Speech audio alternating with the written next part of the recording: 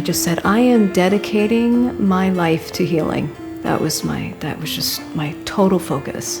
It's just, I am going to learn how to feel okay again, you know. So that was my turning point.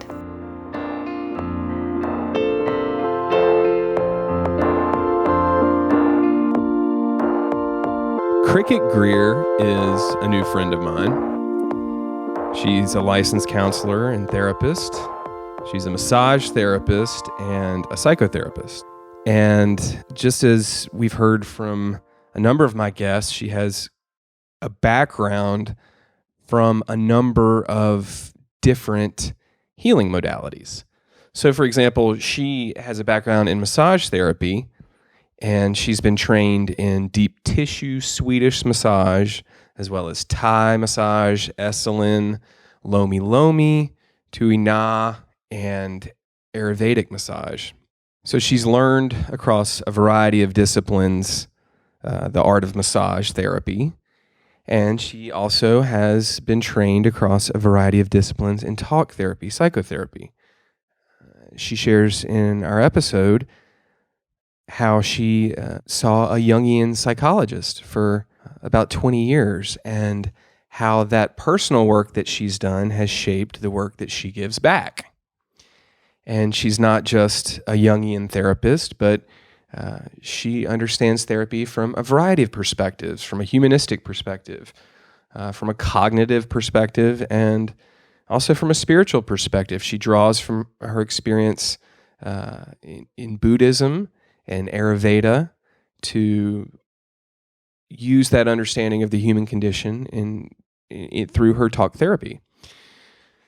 So we get to see through this conversation with Cricket how her practice is shaped by the variety of fields in which she's trained and by her unique background. And she shares some interesting stories that have shaped her and would shape anyone. She shares how she was adopted and how she was encouraged in a career in music, and talks about some of the challenges from that lifestyle and what she drew from it and how it continues to shape her to this day. I really enjoyed my conversation with Cricket, how she covers a variety of these different backgrounds and draws from them in her practice at any given day. That's what makes a gifted therapist, that's what gives a practice a diversity and a variety of perspectives from which we can draw from to gain insight into particular challenges that we're facing. It's not just enough to look at everything through the Jungian perspective, but there's different perspectives for every situation, and having a background with a diversity of training, as Cricket has, gives her that ability to see things from a variety of perspectives, which is the nature of empathy. That's how we are able to empathize with other human beings, is to see their particular perspective from a fresh angle, and an angle in which we can share in their experience.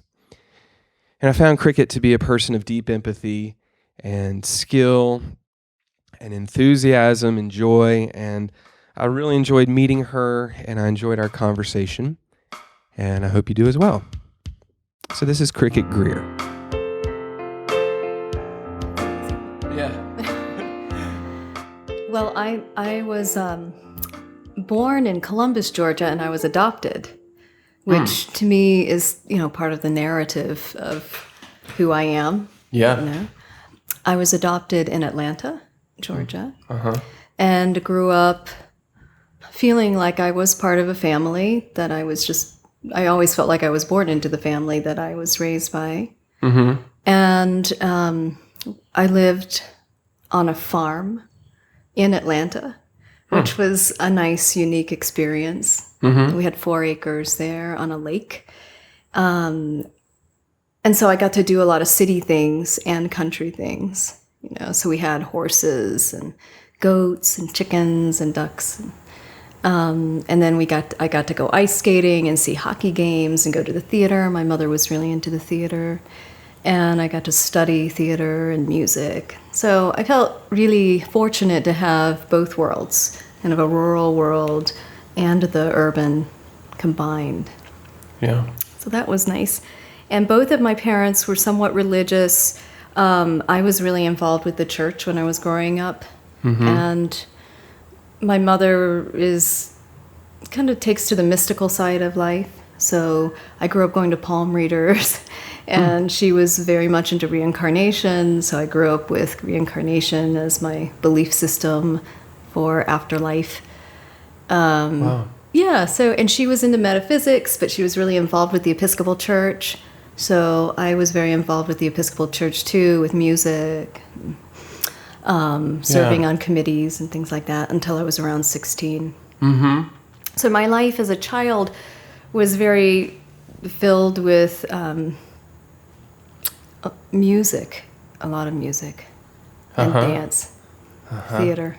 Did you have a talent for it at an early age? I did. I performed a lot. And so it was a little bit of an unusual upbringing because I would get taken out of school to go perform places. I was involved with a lot of competitions. I also wrote music, and so I would notate a lot of music. So I spent a lot of time after school notating music, practicing piano, going to lessons. And so I always felt a little bit different that way. So piano was your instrument? I began with piano when I was 5 and started engaging in competitions when I was 6. And so it was kind of intense doing all those competitions when I was growing up. Like Suzuki method or? No, we didn't do, my mother didn't like Suzuki, so we didn't do that. And then when I was 12, I went into voice. And started performing quite a bit and doing competitions with voice. So I took piano lessons when I was about that age, like 6 to 9, something like that. And I remember the pressure of recitals. And when you're talking about competition, that feels like added pressure. Yeah, the competitions were intense. I remember my hands getting cold and sweaty and I was desiring for them to be warm so I could go in and play well. Yeah. And I remember the big doors. It just seemed really cold. Yeah. And I would open the door, and the judges would sit there, and a lot of times they wouldn't even smile. That I remember. This is my memory, but I'm sure they were fine. And they had the music in front of them, so if you made any mistakes, they're following the music along. Yeah, they've got their pens and pencils, and they're making notes, which must be frightening to watch them move at all, right? Right. Yeah, you'd see them out the corner of your eye, making a note, and you're like, oh God. In the spotlight. Right. And there you're lonely on the stage with the piano. With the piano, and a piano that you've never played before. So you have to befriend this piano and figure out the touch of the instantly. keyboard. Wow. Is that what music's about? I did like it, though. I mean, there was something very special in that moment. It was very quiet. And just sitting there before I played a piece, even though I was nervous, it was just a moment of beauty. And then you enter into the piece, and even though I might feel intense, anxious, then I could get lost into the music somewhat and allow that flow to happen. And if occasionally, of course, I would make mistakes, the anxiety would sometimes create a situation where I would forget where I was in the music. A lot of people have that. But I was pretty good at improvising, and I would pick up, I'd make up in something in the genre of the piece, and then I'd get back on again. And so sometimes that would be good for me in the competition, Yeah, just get back in the flow of it. Yeah, they're like, that was great.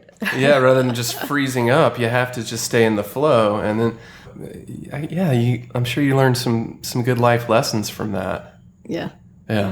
Through that pain and anguish. Like how to deal with anxiety and stress, and how to persevere when at 6. Just keep going. Right. Okay, so you're growing up in Atlanta, a mixture of country life and city life, the South and the Episcopal Church and reincarnation. Yeah, a little mixture of these things. Yeah. Yeah. Interesting background. Yeah. Did you have brothers and sisters? I have a brother who's 8 years older than I am. Oh, okay, right. And he is adopted as well. And we're not from the same family. Okay. And he's very, very, very different Uh-huh. than I am Uh-huh. in our lifestyles. Yeah. What's he like? Yeah, he's very rural. And how do I describe the differences? He's got a very strong Southern accent. I have a Southern accent somewhat too, but I tried to lose it. I don't hear much of it. Because of singing opera and theater. You know, I didn't really want to have the strong Southern accent, so I worked a little to move away from that. Yeah. But he lived in a community of people who had strong Southern accents, and that was what was acceptable in his community, and he liked that. So, you know, he developed more of the accent. He became a grader. So he was running heavy machinery and destroying trees and things, where I was becoming a vegetarian and vegan, you know, and I was really ecological. There. Yeah, I was working for Greenpeace for a while when I was in my late teens, and so we did diverge quite a bit. Right. Yeah. Yeah. So you growing up in Atlanta, and did you go to high school there and everything? We moved to the North Georgia mountains, so it did get more rural. But I was still studying in Atlanta the music. Yeah. And I even maintained my church that I was involved with for a while. I would drive down there alone once I got my license. Yeah. The Episcopal Church. Fairly open-minded church. Yeah. Yeah. I loved it. I loved it until I was 16. I just felt really at home there. And it was always very mystical and spiritual even when I was a girl. Yeah, it's like Catholic light, right? You get the ritual, and yet there's some open-mindedness without all the guilt aftertaste. Exactly. Right. So you're into music, and you took to it. You had a talent. Your parents encouraged it. And then when y'all moved to the North Georgia mountains, you said you would continue to commute to Atlanta for the things that you liked about it. Yeah. Did you go to public school or private school? I went to a public school, and it was a big change for me. Yeah. I went in Atlanta when somebody new came into our school. I was very excited, and a lot of people were excited to have this new person there. We wanted to befriend the person and find out who they were and make friends. And so I was expecting that when I moved to the North Georgia mountains, and it didn't happen. And nobody really wanted to know who I was. And I started to feel really on the outside of that culture. This is high school? Yeah. Well, middle school. I moved there in middle school. Middle school. And middle school is like the worst for that alienation. Yeah. You know? Wow. Yeah. And I was a weirdo. You know, I came from the city. Yep. And they couldn't understand my language, and I couldn't understand theirs. So I had to learn, because the Southern accent was a lot thicker there. Yeah. So I tried really hard to blend in there, especially the first year or two. And after a while, I just I gave up. But I did have some friends. Yeah. I made some friends. But I was a little... I mean, the music and my dance background and my theater, there wasn't any of that going on there, really, to speak of. Yeah. So you knew it wasn't for you. Did you get into like alternative music or anything like that?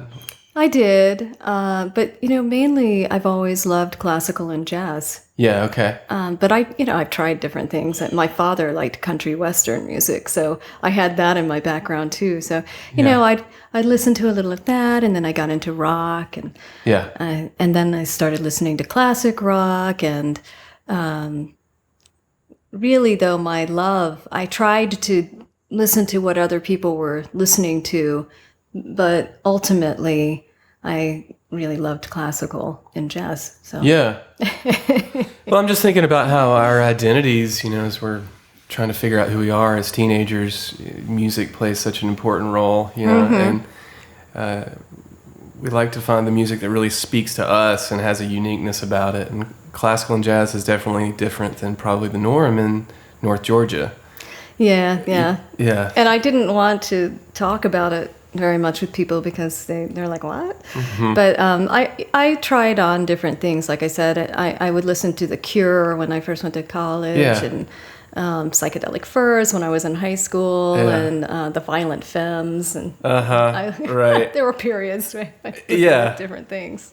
Well, that's my era as well, you know, and that was kind of the music of maybe not rebellion, but at least alienation, and speaking to my alienated self in middle school and in high school. That the angst and intensity of being a youth. The Dead Kennedys, the Sex Pistols. Right. There was a time period for that. Yeah. Okay, so you're making it through high school, and you got your classical jazz, and then later the alternative music. You graduated high school?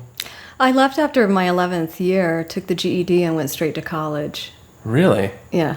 Okay. I entered college when I was 17. I was just turning 18. Okay. So, interesting. Yeah, I went to study with a particular classical teacher at a small school in North Georgia. I went for him specifically. I had studied with him at some music. During the summer, I would always go to music programs. Yeah. And so I went to study with him, and I didn't enjoy singing with him very much. But I think something, just to get into some of the material of where I started to diverge, I diverged away from music and got more into the healing arts. So that happened as a teenager. Wow. Because I started really when we moved, and we moved right when I was coming into adolescence. So I had this hormonal shift going on and coming into a new school as well, new environment. And so during that time, I started to observe in myself these different kinds of ways of interacting with my mother. It was almost like I was standing outside of myself, watching myself respond to her in ways that I had never responded to her before. And so I started to have more irritability, and a lot of anger started coming up, and a lot of emotions. And the older I got, it became worse and worse, and I started to become estranged from my mother and felt really lonely by the time I was 16. And then I started getting into things that were, like sexual activity and drugs, and I didn't really have anybody to talk to except for a few peers who were also pretty wild, and it's kind of like, and you're trying to figure out what's going on. Oh yeah. And when I was 16, I asked my mother if I could see a clinical psychologist, and so I started to go see somebody in Atlanta after a difficult experience that I couldn't share with anybody.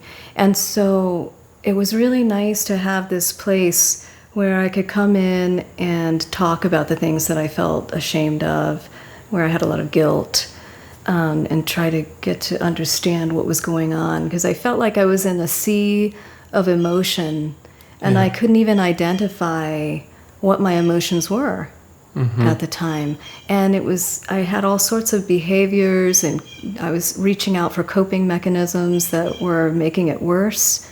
Yeah. Like drugs and alcohol, sexual activity, and just behaviors that weren't helpful. Yeah. And didn't understand. Yeah. Any of it. So he was helpful for providing that space, at least, where I could get things out. He normalized my experience for me, and he was very accepting. And so that kind of empathy and acceptance was really useful for me and helped me get through what was happening. But I still felt pretty tumultuous. And then when I left for college, things went downhill even more. And I didn't love music anymore. And it took me a while to realize that I didn't. And I kind of felt like a failure at that point because there had been so much going on with music. It was like a whole career for me. I felt like I'd already had a career. I was doing very well with music. I had scholarships. I'd won a lot of competitions. You know, it was like a lot of performance. I even sang with the Atlanta Pops Orchestra when I was 17. So everybody thought that I was on this road to singing with the Met or doing something in New York City. I had gone to study there. And so it was just this big deal. And then I went to college, and I really just started to feel like I was falling apart emotionally. Yeah. And really felt like I was failing everything. And then, so I left and went to Indiana University thinking, well, maybe the college is the problem. Was it in Georgia, the college you were? Yes. Yeah, okay. It was. So I got away from the small college atmosphere and actually loved Indiana University. It was 40,000 students in Bloomington. Yeah. They had a great music program. I loved the dance department. I danced with one of the modern dance companies there and loved it. But I was still falling apart. You know, even though I loved the school, I was still emotionally upset. And one of the things that was interesting to me is that when I first went there, I went there last minute. So they put me in this high-rise dorm. And I was living there for about 2 or 3 weeks. And I was really unhappy. And I started to become bulimic, which I hadn't been before that. And I was kind of, again, watching this, like, what's going on? Like, why am I doing this? And then I ran into one of my friends I had been in New York City with that summer. And she said, come eat dinner with me up at my dorm. And she was in this beautiful dorm that was made out of old limestone. And they had these wrought iron chandeliers. They had vegetarian food. And there were all these people doing circus acts outside and smoking clove cigarettes. And I just thought, this is great. I love this. And so I ended up moving up there, and my bulimia went away. And I was like, wow, that's an interesting context, you know, making such a big difference for me at that point. Yeah, it's fascinating. Was this still at Indiana? Okay, so just moving to a different dorm, and there it goes. Yeah, I now felt at home somehow. I felt like, oh, these are my people. Yeah. You know, whereas in the other dorm, it was mostly sorority people, which is fine, but it just wasn't my scene. Yeah. And my roommate and I just didn't, I mean, we weren't in discord, but her mom was there all the time, and it was kind of weird. They were watching TV and eating potato chips, and I grew up with more health food, and so it was kind of an odd environment for me to be in. So once I moved over there, I just felt like, oh, this feels like home to me. Yeah. Well, it's so interesting that, you know, the body just kind of takes over and it's like something's not right. And it's like, these are mysterious cues I'm getting from my body, you know, with the bulimic symptoms. And it's bewildering, I'm sure. And then just a little bit of nurturance, acceptance, and a place that's okay. And, you know, things can quiet down, not on alert, not on like total foreign turf all the time. And it's like, okay, things are flowing again. And it's just interesting how it can happen automatically like that. Definitely. So that was an experience for me to observe myself. Not that everything went away, but the bulimia, the intensity of it died down. It softened. Yeah. Interesting. And so you'd gotten a feel for the healing arts by seeing a therapist, like weekly, I'm guessing. Yes, weekly sessions. And I forgot to mention that when I was at my first college, things were really not good there. Yeah. And one of my my main boyfriend that I had there, he said he had gotten me involved with a psychotherapist, a Jungian psychotherapist. And I stayed with him for 25 years. So I actually met him there. Wow. And so the work with him was very rich, even though my life was still pretty chaotic. But again, there was that holding space that at least once a week I could go and really find that someone understood me and connected with me and was really on my side, was there. There was just a sense of belonging. And I could talk about anything with him. I could tell him if I did any kinds of drugs, or, I could talk about all of my dark feelings, anything that was coming up, and be raw. And he just loved me. I felt really accepted. So it was very helpful. Getting through. How valuable and important. Because you've got this lab of life, where we're out, experimenting, exploring, having exciting experiences, terrifying experiences, the whole gamut of life. And then you get to go back to a place where it's safe and secure, and you can explore these feelings openly and examine it, and in a sense of acceptance and understanding that, you're just a young human being learning.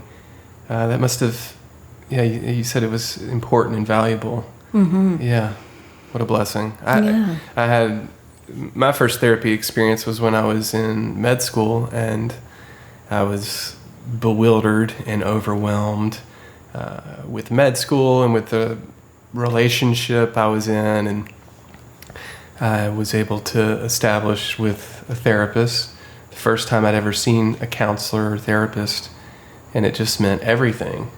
And I saw her weekly, and we had 25 sessions, and then my insurance ran out. Oh, shoot. And so then it was kind of like, well, back out to life, It's like you get thrown out. Yeah, right. But I knew that there was something good about therapy, and that's ultimately how I ended up in the mental health world. So yeah, I know what you mean. The safety of the confidential therapy room. And you can't find that easily with peers. I mean, you're fortunate. Yeah. You're fortunate. Some people can. Yeah. And some people remain connected with families who are very accepting and open. Mm-hmm. And I didn't have that. I know my family tried really hard. Yeah. But I was just this foreign person to them at that point, and had no connection, and felt highly judged, by my family at that point. Yeah. Yeah. And looking back on it, how do you feel like the experience of being adopted played into that? Good question. Well, I think, the new thing is attachment styles, But okay. I mean, I'll fall on that. I think that it created a very insecure attachment style for me. And my mother and I had been really close. I didn't know my birth family. Okay. So I'm talking about my adoptive mother. Yeah. But she was very, very supportive of my career as a child. And so she and I did so many things together. And she would even take me out of school to go collect snails. And she would just take me out of school. We would go hiking, and she would teach me about plants, and she was into butterflies, and she collected snails. And so I would go out, and we would identify different snails and do things like that. So, we had this very close relationship. And when I became a teenager, it got torn apart because I started to become someone that wasn't really what was acceptable for her very quickly. And it was kind of a small environment, kind of a small arena of what was acceptable by her. And so once I started to go outside of that, we started to lose connection. And that was really sad for me, because I think that having come from, having to give up, there you are in someone's body, and you have this certain emotional and physical dependence or interdependence, I'll say, on that person. Like, you're used to the smells, the feel. There's some feel, I would imagine, that an infant has with the mother, this connection. And hearing the voices even of the mother and father. And then to be, taken away from that. So then I had this other person who I was very, very close with. And then at a certain point, that too had to be gone. Yeah. And so I do feel that kind of, it's, it creates this feeling of like, I just want to have some kind of attachment, really close attachment with somebody. So, I definitely feel like it informed my way of attaching with people. And it's more of an insecure attachment, though, rather than a not able to attach. Fortunately, at least I have the attachment. Yeah. But also there's a knowing that, there's a whole other world out there, and that the attachment isn't permanent. I mean, I think maybe there's, and I really should phrase this as a question, but observationally, it seems that, the process of being adopted leads to a curiosity outside the adopted family. That dichotomy between the closeness with the adopted family and a curiosity that there can be a lot of alienation and pain from that, despite all the wonderful things as well. There's a different set of challenges. Mm-hmm. And there are also positive things about it in a way for me. Yeah. Like, I also felt a sense of freedom. Yeah. Because I didn't really have ties or roots. Yeah. So there's the downside of that. Yeah. Not feeling very rooted. But then there's the other side of really feeling like, well, I could find family anywhere, which other people have that. There is that sense. I mean, a lot of people go through the same feelings that I do. It's not just adoption. Right. You start to feel foreign in your family, kind of feel like the black sheep. And I do tend to be around people who often feel like they've been the black sheep of their family, which I did. As a teenager, I became the black sheep. Yeah. So, I relate to a lot of people who have had those experiences. And that's what I'm wondering. I wonder if there's just an inevitability to connect with the black sheep sensation, not just from being adopted, but in any human condition. That's a process that can be very common. Just thinking of alienating the music that speaks to the alienated, The Cure, and the Violent Femmes, and it's such a frightening sensation, and yet it's kind of where we have to go. I wonder if there's an inevitability to it all. I don't know. I don't either. Different people have different stories, and I happen to be around a lot of people who have that background, but I've also met some people, I think it's amazing, who have gone through their teenage years and really didn't need to part from their parents that way like I did. Yeah. I think that's a bit of a myth that came out of Victorian ideas, Erikson, that you have to completely individuate, separate from your family. In the 90s, I was studying the feminist psychology that came out of Wellesley College, and really loved their developmental theory, because it basically was saying, well, we're always interdependent since we're infants, and that when we start to create a web of interconnectedness, that we learned to relate to more and more people in different kinds of ways, and that we don't actually go away from that center point of our original relationships if we maintain relatively good relationships that allow for us to grow. And so then we can maintain that. So we're not necessarily having to separate, but we just grow outward. And I think that there's a big difference in the way we conceptualize that. And I do think that that's a newer way of looking at development. I find it helpful, and I have seen really, really healthy teenagers, early 20s, people I've known in that age group, where they're just really still close with their families, but they move out and they have a lot of other relationships and are healthy. And I just think, wow, that would have been amazing to have that kind of experience, where I didn't really feel like, for me, I actually had to, or it was suggested to me even by my therapist, that you just need to not be around your family. That I needed to really separate. And there were long periods where I didn't even speak with my family. And it feels lonely. It feels intense to not be able to have that kind of connection with people when you really need it. Yeah. When you're first going out into the world, a larger world. It's some powerful emotions that I'm imagining during, young adulthood, late teens, early 20s. That sense of isolation. And I like how you mentioned that there can be a whole nother way of going about it that is available sometimes, and that some people are able to explore, understanding the web that we live in and that functional environment.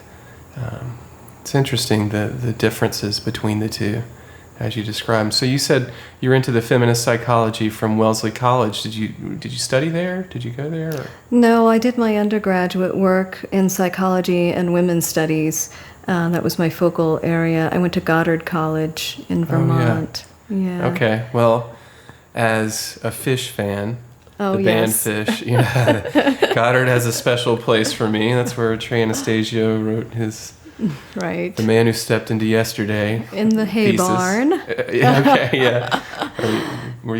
Was Fish around when you were coming up? Oh, I don't think so. Yeah. I went there in the late 90s. Okay. And the on-campus program was still there, but they were just about to phase it out. Yeah, okay. Yeah. So there was no on-campus program anymore. There was there then, okay. But I can't remember when they stopped having their on-campus program, but they did have it when I was there for the undergrad. When I went back for my graduate studies there, they had done away with the residency program because I was in a low residency program. That's what they're most known for now. Low residency? So you go up for a week each semester and you do intensive work and you have to create your whole program basically with your professors, and then you have like a contract for the semester, and then you go back to your home and implement it. So it's like a self-guided study. You create your curriculum and you fulfill it. Yeah, it's pretty intense. I mean, coming up with your own bibliography, but I actually, especially in my undergraduate work, it's very community created. And professor created too. So you're really bouncing a lot of ideas off other people in the community, and your professors give a lot of feedback. So what was your interest?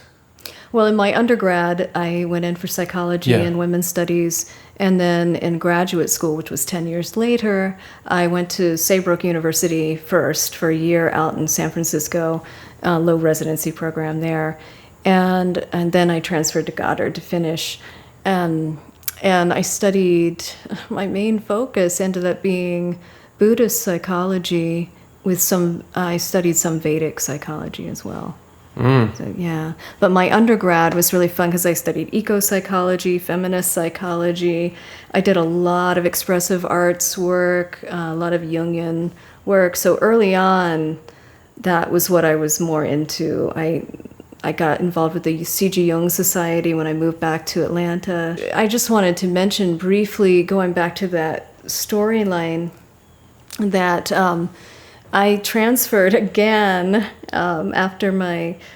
in my sophomore year to Boston Conservatory. So I still was kind of thinking, maybe it's the school. And so I went to Boston Conservatory for a semester, and I finally got it, that I didn't want to be a musician for a living. And that was a turning point in my life because I had a massive crisis at that point. And because I was just raised thinking that was what I was going to do for my life. And I felt like a complete failure, and I didn't even know how to live anymore. I just didn't even know how to live on my own. I mean, I just felt really confused. And so I lived in Boston for a little while, and I had major crisis and moved back to Atlanta. And that's when I started working with that Jungian therapist more intensely, twice a week. What happened with can you speak of that? Or you don't have well, I mean, to some extent. Just like an upheaval of life. Yeah. It's like one of those things we go through periodically. Yeah. As humans. I was very much into, I was exploring LSD at the time, and I was drinking some, and when I was exploring LSD, I was using it very spiritually. I would drink water. We would have somebody watching us. We would read poetry at the beginning to try to send us out into spiritual realms. We were really Thoughtful trying with to, it. we were being Careful. thoughtful for the most part, Yeah. And then As you can be with LSD. Right. Right, yeah. And I was staying up all night, though, which is really, I was becoming more and more ungrounded. I wasn't doing a lot of LSD, but I would, I don't know, maybe once every 2 weeks or 3 weeks, which is a lot, really, for LSD. Well, you don't know it when you're in the midst of it, It's like, it's just kind of like a thing that you're doing, and it seems to make sense, Right. And then you get these openings of consciousness and expansions, which can be exciting and intoxicating, and then can continue to open and open and open, and then that's a lot of opening for the wind to blow. Right. And, like most people, just such blissful, ecstatic experiences on LSD. But then coming back down, and I was talking with my therapist about it. I would come back down, and then I would enter my ego functioning, my functioning level at a lower level. So it was like going really high, and then you come back down and you're a little bit low for several days. But part of that too was staying up all night. Yeah. Even now, if I stay up all night, it's like you feel like crap for a couple of days. Yeah. So I was doing that. So I can't say, I certainly don't think it's LSD. I was having emotional issues, and I was drinking and, smoking, and sometimes smoking cannabis and LSD, and I was staying up all night, and I got off this rhythm, and I got really, I just got out of balance. Yeah. And, I had a major crisis there. It's pretty basic how, crises come about when we're in perfect storms, and it's, it's usually multifactorial, and these things seem to converge in our life, just at various times they happen. And I don't know if that's how it's supposed to be for us to learn big lessons, or if it's just like things get out of hand. But yeah, things do. We just don't know how to cut it off. And I definitely felt it growing, and I was trying to reach out. I even called a hotline, a suicidal hotline at one point, and I couldn't get through. And I was like, wow. And then I was studying with a South American healer at the time. My mother had gotten me involved with this woman, and she was great because she got me eating even healthier food. She introduced herbalism to me. And so I actually was trying to utilize some of those things. But I called her in this crisis at one point, and she wasn't trained to deal with psychological crisis. And she said some things to me that really actually put me over the edge. Yeah. I don't blame her. She just didn't know how to handle the situation at the time. But she increased my anxiety level because she said that I had evil spirits around me, and that I needed to get rid of them, and they were taking over. And, and then I started to feel like, oh my God, it was this, instead of just having this psychological issue, it became this massive spiritual battle that was going on. So this framework that she introduced for me was really frightening for me, and I had to really get a handle on it. So it was a very scary period. And so after that, I moved to Atlanta, and I just said, I am dedicating my life to healing. That was just my total focus. It was just, I am going to learn how to feel okay again, So that was my turning point. Wow. Yeah. So how old were you at this point? 19. I was just about 20. I just turned 20 when I went back to Atlanta. Okay, so still pretty early age to discover the healing arts. But, that's kind of why why I have this podcast, this Anecdotal Evidence podcast, is because, healers, practitioners often come to the healing arts from a personal experience, a personal crisis that opens us up to what healing is, and wanting to be able to make use of that for ourselves and to share that with others. Mm-hmm. Yeah. And that was my goal. Yeah. I said I want to learn how to heal myself, and then I want to be of service to other people. Yeah. And all the things that I learned, I want to be able to share and help guide other people in their journeys. And I felt very fortunate to have some great people working with me. So you returned home to Atlanta, and how did your family receive you then? Well, I didn't live with them. Okay. And I got my own apartment, and I lived alone for a little while, which was pretty intense for me. Yeah. Because I had gone through a lot, and Yeah. I felt really lonely. But then I had a friend come live with me, and I just was very focused on what my psychologist at the time said: you need to build your ego strength. So part of that is an internal process, and part of it's external. And the external process of that was learning how to hold down a good job, which I had jobs, so I could get jobs. But he just was like, do this, you need to know how to take care of your own house. You need to know how to live. And so I really focused on that. I did sing with the Atlanta Symphony some into an ensemble and a choral group, and I got really sad because I felt like I had failed my music career. And and we would do recordings, and I was just so sad, that it was really hard for me to be there. So I had to stop being a part of the symphony. Well, that's such a high pressure world, it's, coming out of a crisis.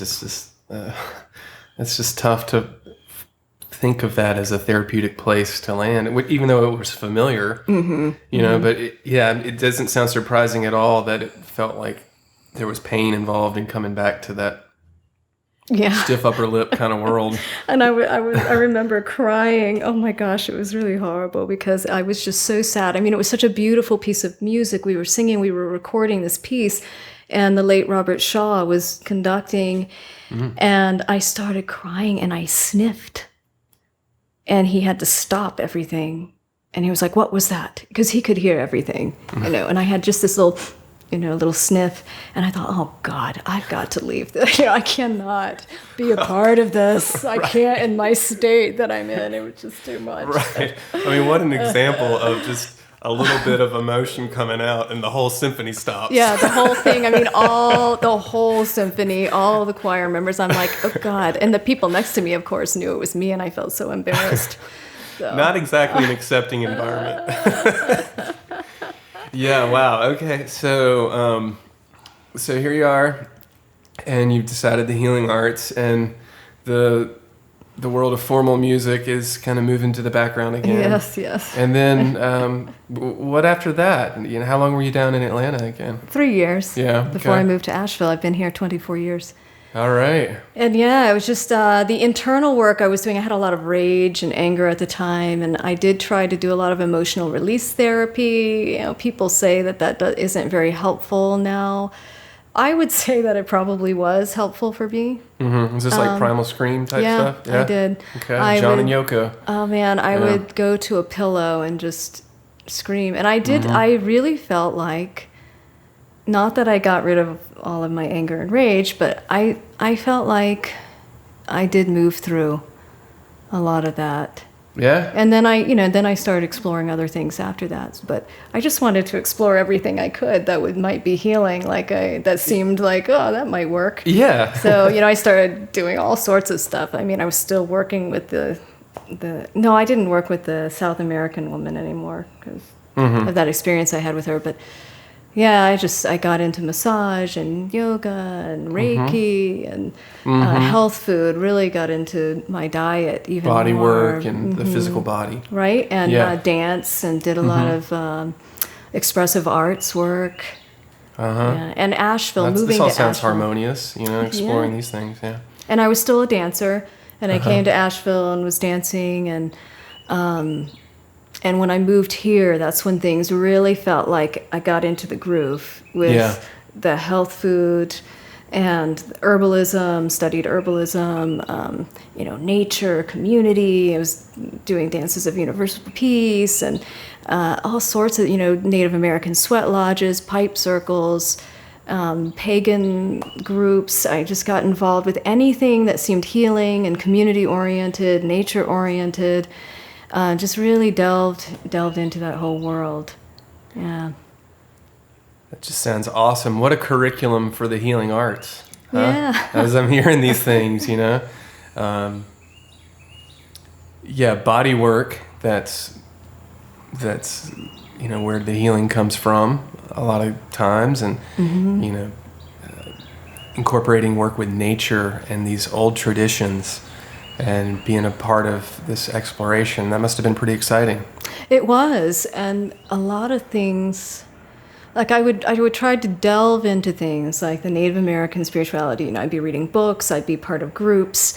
I really tried to, and it was all for me very psychologically oriented. And that was my base. It was. You're still seeing your Jungian therapist. Right, I was still seeing my Jungian therapist. Uh-huh. I even tried other therapists because he didn't mind if I went to see other people sometimes. Yeah. So, and he was in Georgia, so we were doing a lot of phone sessions. Mm-hmm. I was doing a lot of dream work. I did some lucid dream work. I loved that. I had like dream journals all over the place. I did a lot of writing and journaling and visual artwork. I'm not a great visual artist, but I was doing it as part of expressive arts. Yeah. And so all of that, when I was with different spiritual practices, I got to have this kind of feel of what was psychologically supportive and what wasn't. And there were some things that really didn't feel good. And so I started to see those kinds of things, so it's just kind of weeding out like what's helpful, what's not helpful. What did you find that wasn't helpful? Whenever you get into a group of people, there are lots of unspoken rules about the way that, and some of them are spoken, of course, too, about what's okay and what's not okay, of course. Mm-hmm. And then there are these ideals as part of spiritual groups. Usually it's that you're supposed to be a very generous person, that you're very kind, that you're pure. There's a lot of purity in a lot of the groups that I've been in. And so for me, here I am coming out of this Western psychological background, really, really liking Gestalt and Jungian psychology, trying to find my authenticity, as a person, because, when I was a teenager, I didn't even know what my emotions were. I didn't even know how to label my emotions. Yeah. And so I went through this phase where just learning like, oh, that's what embarrassment is. Yeah. Like I knew the word embarrassment, but I didn't really know that was what it felt like in my body. I couldn't really connect it. And so a lot of my work was just trying to label like, oh, that's disappointment. That's frustration. Mm-hmm. That's anger. They're different, and starting to learn even more and more subtleties between these different emotions. Yeah. And I wanted to be authentic. Mm-hmm. And what does that mean, to be authentic? I was reading a lot of work that came out of the 70s, of course. I loved that period where, you really get in touch with what's authentic in yourself and how are you authentic in the world? And that was a lot of those were my questions. And so I'd come into these groups and I just felt really unacceptable in a lot of ways for what my inner experience was. A lot of my thoughts coming up, and I was like, wow, I don't really feel like I'm good. I don't feel like I'm kind all the time. I have jealousy coming up. I have envy coming up, and it's like, what do I do in the face of, these groups that's really unacceptable? Yeah. That was just not a part of it. That wasn't spiritual in a lot of those groups that I was involved with. Yeah. It wasn't viewed as spiritual. It was like something you had to get rid of. And then, the Western psychology is like, integrate it, mm-hmm. See it and get to know it and mm-hmm. integrate it so that it's not ruling you. Yeah, That was the philosophy. So, that was hard, being in communities where I didn't really feel like, I didn't know how to deal. It wasn't teaching me how to deal with those things. And that's what I needed. I needed a pathway. Well, what do you do when you have envy coming up? What do you do when you're feeling jealous or mean? It's like Yeah. anger. Yeah, and so there were a lot of earlier groups that I was in where, and it probably, it could have been just my own process of feeling that way in the groups too. But and I've seen it though with other people struggling, and even clients who come in and are around people and they don't feel good about themselves. In those groups, they feel like they don't even belong, that they're bad, so that badness. And so, I had to work with that. That's why I love the Buddhist psychology of Tara Brach and Pema Chodron that I moved toward, more in my graduate studies. Before that, I was doing it too. But just that there's a pathway that you can be doing this spiritual work that's very psychological, and it's really nitty-gritty. Like, it's really like you're working in that moment with the material as it's coming up. Yeah. And I love it. I just love that it gives you something to do. It gives you somewhere to go with it. Instead of just judging your experience, it's like, no, you see it, you accept it, and you work with it, and you're not bad. You're just human. Yeah. So. Yeah, I'm listening for the commonalities of what's therapeutic and what's not, or what you found therapeutic and what you didn't, and yeah, that thing about purity and which I guess is okay. I mean, it's great in a certain sense. We want to be pure of our intention, but we also want to acknowledge the dark side of that we all have, and that rises up in us, and be able to observe it and give space for it, so it doesn't take us over, pretending like we're pure. Mm-hmm. Yeah, I've been very fascinated with the dark side. Yeah. I have. Right. To the point where it's like, yeah. I mean, my path has been to try to be able to, not be submerged in it too much. Yeah. To be able to stand in the center more, and be able to have a holding space for all of that. So that's been a lot of my work, is strengthening that holding space, so I'm not overrun by it. But it's just been fascinating to me to look at it. It's like, because there's so much avoidance of it, that I just have such a passion to be like, well, what are we avoiding? What am I avoiding? I don't want to avoid. I want to integrate. And so that's a real driving philosophy for me. It scares me now because the politics are in the news, and there's all this movement towards political correctness, which, from the point of view of decency towards others and accepting others, is a good movement.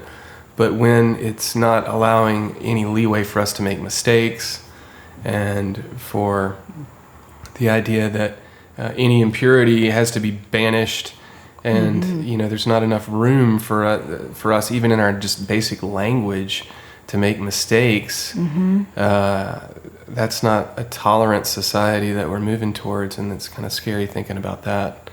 It is scary. Yeah. And even it reminds me of working with prejudice. Yeah.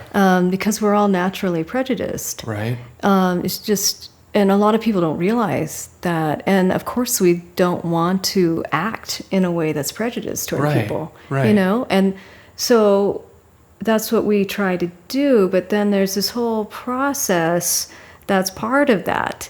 I mean, it's hard to just say, I'm not going to act prejudiced, but then you've got all these prejudices coming up naturally. Our minds bring order to things. We put things in different categories. It's just a natural process. Right. So I think that we just kind of condemn ourselves, or a lot of people will just say, well, I'm not prejudiced. I'm just not. And even in grad school, I was floored when I was at Saybrook. I was in this group, and prejudice came up.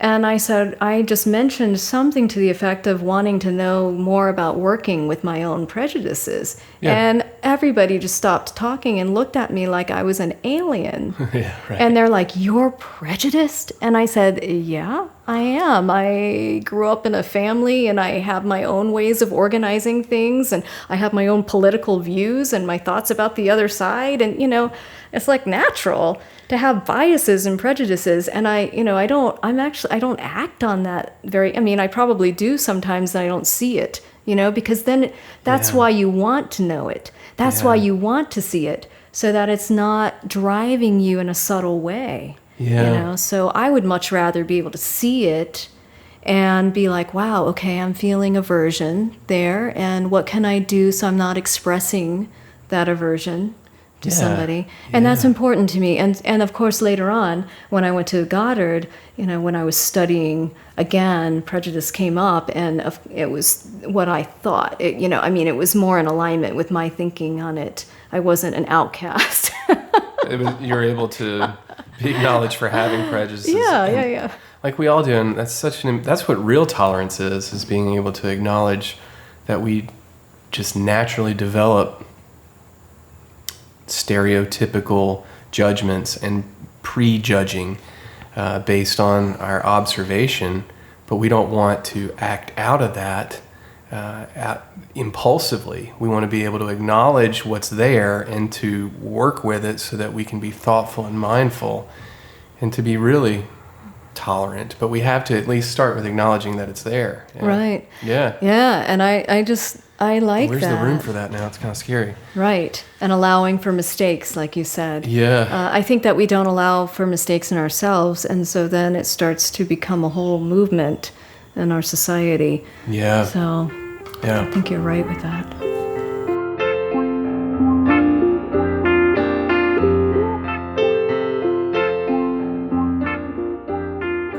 So now you're in Asheville, now being 24 years ago.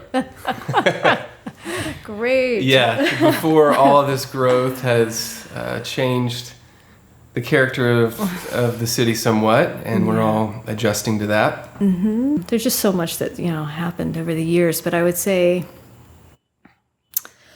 I was doing, with my therapist, I was doing a lot of active imagination work, which I love. It's a Jungian work where you go into your psyche, basically, a lot of times through your body, which informs my work that I do now. And then there's just this whole world that opens up. It's like a metaphorical journey that your psyche takes you on. And so I did a lot of that kind of work, and I started getting involved with a group where we did authentic movement, which is a type of, I don't know if you're familiar with authentic movement. It's basically a form where it's a therapeutic movement, where one person is witnessing. There are different ways of doing it, but traditionally the main form is one person witnesses and the other person moves, and then you switch roles.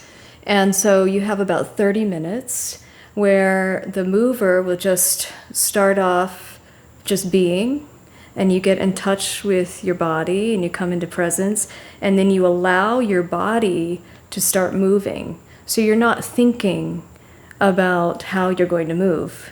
So you're not letting your rational mind move your body. You're letting your body move on its own accord, seemingly. So your psyche is it's a different kind of motivational movement. And so is there music going? Or? No. Okay. Which I love. It's just quiet. And sometimes you make sounds, You can be percussive, you can laugh, you can say a piece of poetry, whatever. And there were other people in the room, moving at the same time. And occasionally you'd even come together and maybe do contact improv if you're accustomed to that and you wanted to engage in that. If you didn't want to engage, you just move off. So you're not thinking, I'm guessing. You don't think. You try not to. I mean, obviously there's going to be some component of thinking involved. Yeah, that comes in from time to time, but... Right. But you're not thinking, I'm going to do a plie now, Yeah, right. It's I'm natural. going to look pretty now. Yeah. But you're just seeing, like, where's my body going to take me? And often it would end up coming through as authentic movement. So, as active imagination. So it would lead me on these journeys. All of a sudden I'd start seeing this whole visual open up. And I'm just participating in this. So I'm just kind of observing and participating in this way where I'm seeing everything happening and I'm like just doing it. And it's like something else is moving me. So it's like a movement meditation. It is, yeah, it is. And it's for understanding of what's happening in the psyche, of getting a feel for, just a way in to get to a deeper level of what's going on in my world, really, like that I'm not aware of right now, what's happening.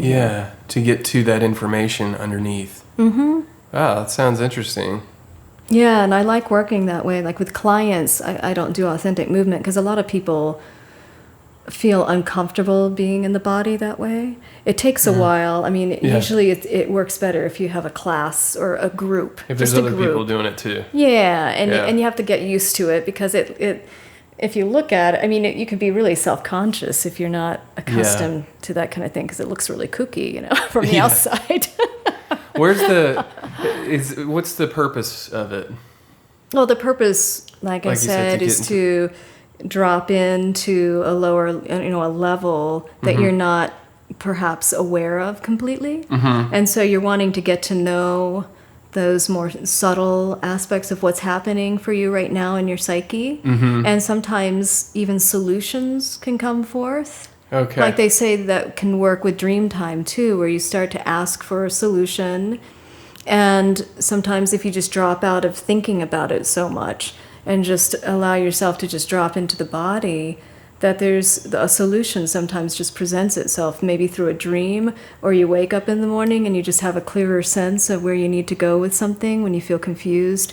And it's kind of like that, where you just start, it's like a free write. You have this free movement and you just allow for everything to, so that, you kind of get through this writer's block almost, so that you're like seeing what is there. Because we have so many defense mechanisms that keep us from really knowing what's authentically present often, I think. Yeah. So it's, sometimes it can get us below the defense mechanisms into what's real, Yeah, okay, so Jungian therapy, yoga, Vipassana meditation, feminist psychology, eco-psychology, authentic movement, herbalism, carpentry. Yeah.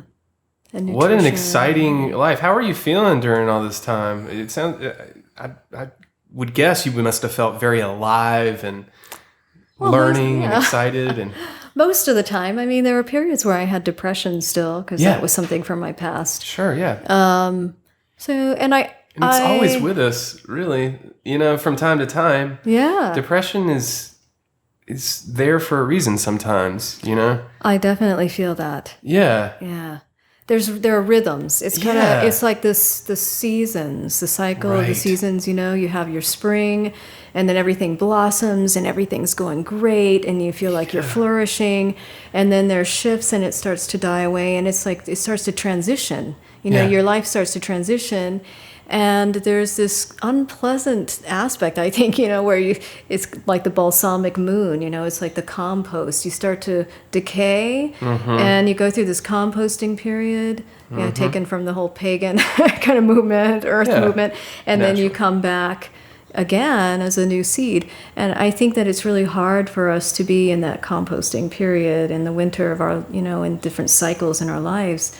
So, Well, society doesn't really allow for acceptance of that. We're always supposed to be going, expanding faster times on our 5Ks and all this stuff. And, when I'm hearing about all this excitement that you are learning all these things and expanding, it's nice and refreshing to hear that there's also some downcycling that's just going to happen at various times. And I think if we allow for that, then we can experience it more harmoniously to where it's maybe a healthier down cycle that we may not use the term depression for it.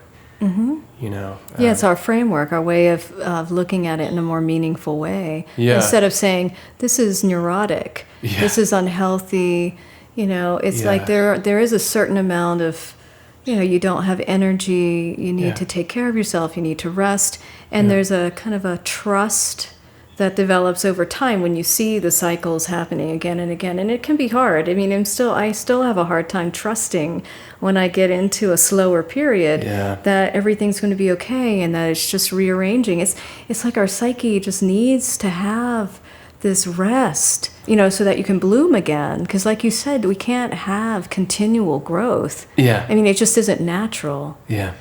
It's not natural. Yeah. It's not how we're meant to operate. And I have a hard time allowing that space for myself, but I think it's important for us to at least talk about it and to observe it, and then we can hopefully be a little more open to it when we do feel it coming on.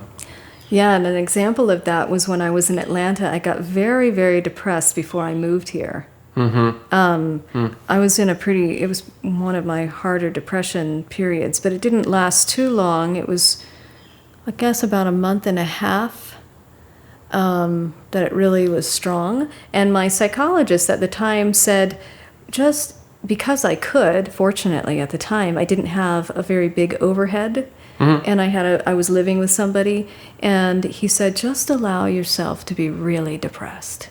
Yeah. He said, just go into it. Yeah. And I was like, okay, so I kind of got like grungy and kind of, I really got into my depression. Get the bathrobe out. Yeah, right. The whole bathrobe, lock yourself in on beautiful days and get really dark. Yeah. And so I did that. But the most miraculous thing happened after, I guess I did that for about a month. I just was kind of, And then after that, I got this phone call to come work on the set of Fried Green Tomatoes. Like someone just called me. And then I was like, sure. And I went out, and I was a greensman on the set. And so I just started, having so much fun there. And then I went to the Rainbow Gathering, and then I ended up moving to Asheville, and everything just completely changed. So to me, when I look back at it, I think, wow, that was this composting period where everything was rearranging itself to get ready for this new opening into a whole new period of my life. So that's how I see it. When I look back. And in retrospect, it's easy to see it that way. It's harder to trust the instinct when it comes on. Yeah. But when you're able to observe that that's what you did and that it worked out, and you may not have had room for those kind of events in your life, or the energy. Yeah. Or the energy, right? The real restoration. I think that's such a good lesson. Again, it's one I need to listen to more often, but I'm really glad we're sharing this here in this format. So I got to find that restoration or just kind of surrender to it when it comes.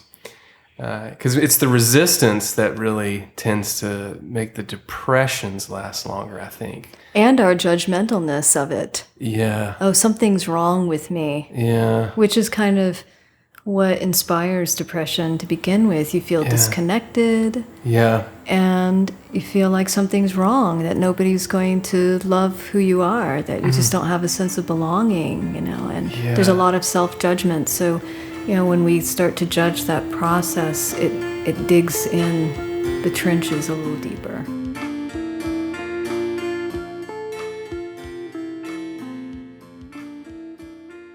We got off on the subject of depression, but you were describing all these exciting events that you were experiencing, all these awakenings and openings to new therapy modalities and new experiences in life, and where should we pick it up from there? I met my former husband, and we had our first child together. And when he was 2, I decided to go back to school. And that's when I went to Goddard. And that was a very, very rich period for me. Very rich. What about it? I loved being at Goddard. Yeah. I learned so much about being in community. I started playing music and leading dances of universal peace. I got invited to dance with a dance company I'd been wanting to dance with for a while here. And I was studying to be a yoga teacher too, so I was in a yoga training during that time. And I managed to integrate all these things into my studies. Yeah. So that was really wonderful. And I was studying herbalism, so I was just kind of studying that on the side as well. So there was a lot going on during that period. That's when I was doing more authentic movement work with a group.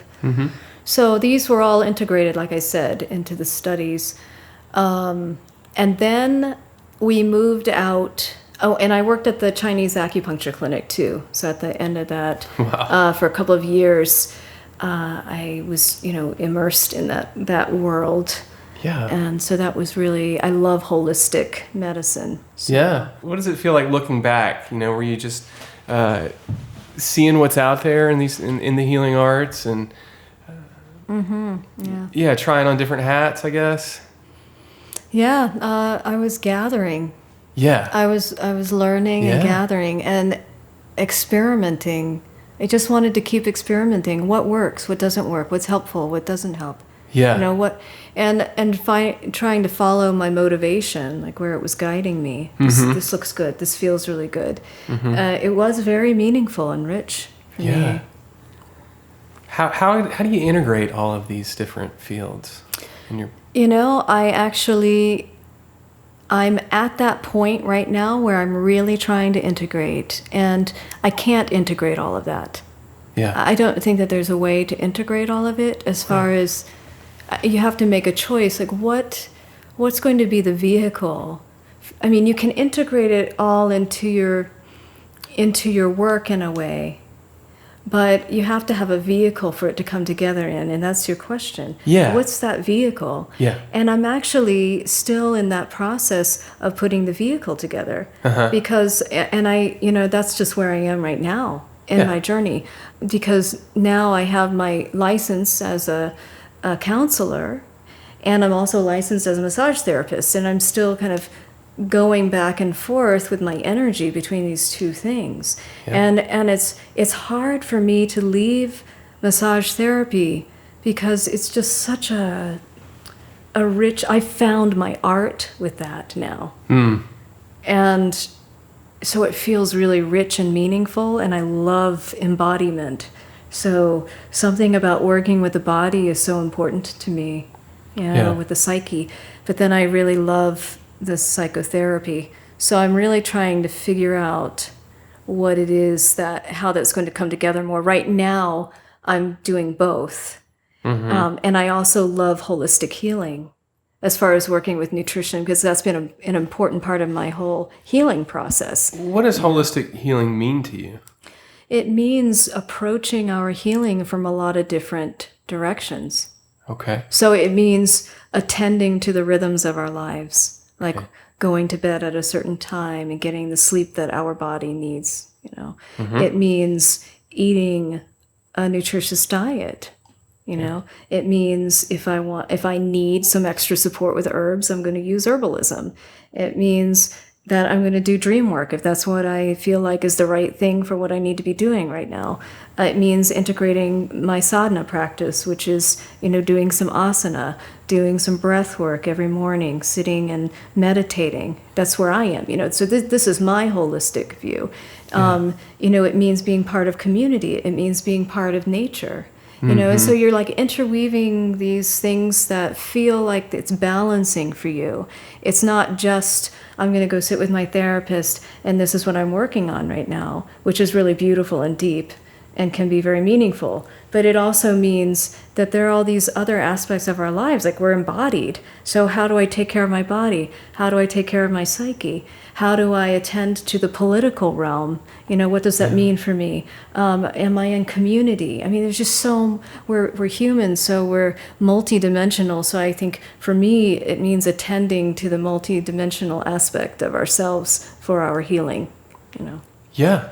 I like the way you put that, and I use that term multidimensional a lot as well when I'm describing how we have to find balance across all of our dimensions to be healthy, and it takes constant effort, day by day, breath by breath, But it's not discouraging because we have that capability, And it feels, when I talk about it, it almost sounds overwhelming, and some people aren't really, but it's not. It doesn't sound the way you're describing it. I can, in your voice, I can hear that it's not. The point is that we can do this, but we just have to, awaken and expand our awareness across these dimensions. And as we raise our awareness, we can attend to our needs better. And it's a constant learning process, day by day. Mm-hmm. Yeah. Yeah, we never really get there. Right. Which is fine. It's fine. Yeah, I think that's okay. I think that's part of the joy is accepting that we're never going to arrive. So each day can be an opportunity to discover new things that we didn't know yesterday. Uh-huh. Yeah. I guess we have vantage, like sometimes we get to a lookout. Yeah. Speaking metaphorically. Yeah. You get to a lookout and you're like, I arrived at the lookout, Yeah, we do right. have those moments where it's like, I Insights. have arrived here. Yeah. This is where I wanted to be 10 years ago. I'm here. Yeah. But it's not the end of your journey, of course. Yeah. So, yeah. Yeah. So let's talk about your practice now. Okay. Tell us the nature of your practice and where folks can find you. Well, my psychotherapy practice is in North Asheville. I have an office there. Mm-hmm. And I work with adults.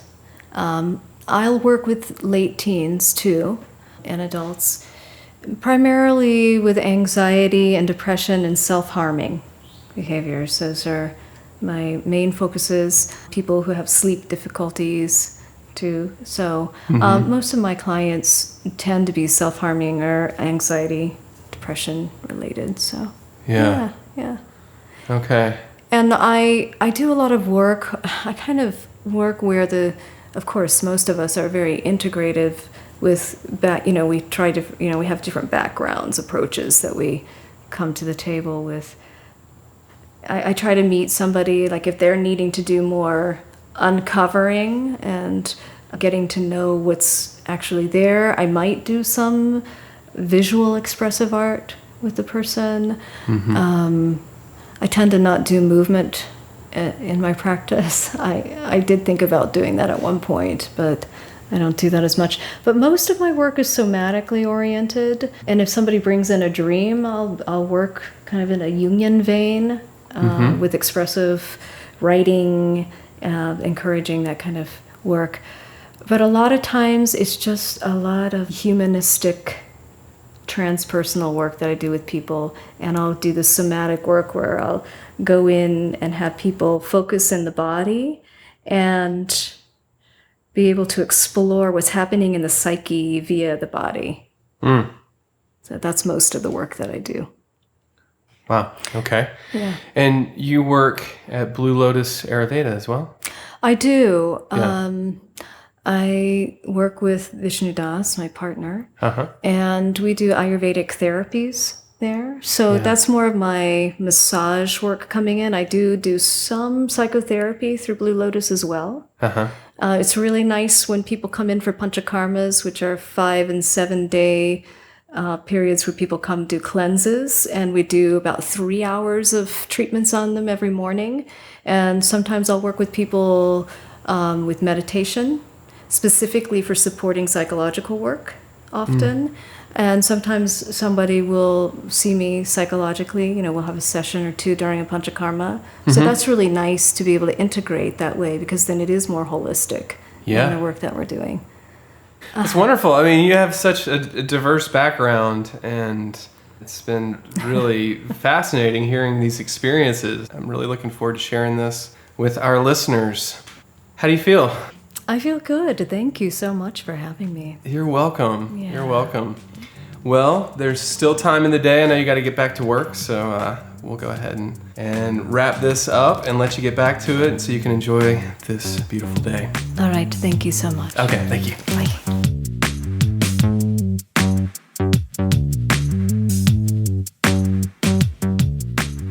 All right. Well, that's it. That was my conversation with Cricket Greer. Interesting individual and just a lovely person and a wonderful guest. I really enjoyed talking to her and getting a chance to meet her and to hear about her approach to therapeutic work and her practice. So I hope you enjoyed our conversation. The Anecdotal Evidence podcast is rolling on. We got some great guests coming up. I'm really excited about sharing some of these other conversations with you, just like this episode. So thanks for tuning in to Anecdotal Evidence. I'm your host, Daniel Johnson, MD. You can find us on the web at danieljohnsonmd.com/podcast, and we're on iTunes and a variety of other places on YouTube. So check us out, follow us, subscribe, that kind of thing. Reach out to us. Send me an email. If you want to be a guest on the podcast, please feel free to send me an email. Would love to talk to you. So thanks again for tuning in. I'll catch you next time. Until then, this is Daniel Johnson, MD. Take care.